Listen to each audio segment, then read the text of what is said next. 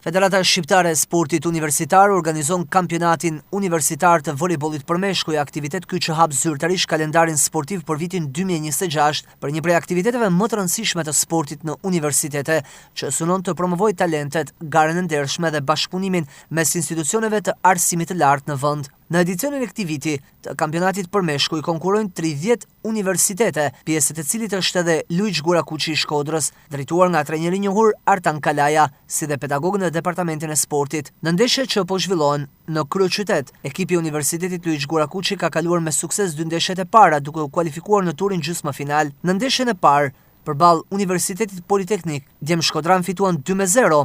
Ndërkohë që ballafaqimin e dytë e patën me ekipin e Fakultetit Ekonomik, ku edhe ndaj kësaj skuadre fituan me rezultatin e pastër 2-0. Edhe për këtë vit, ekipi i Universitetit Luiç Gurakuçi ka për objektiv të sjellë në Shkodër trofeun e këtij kampionati.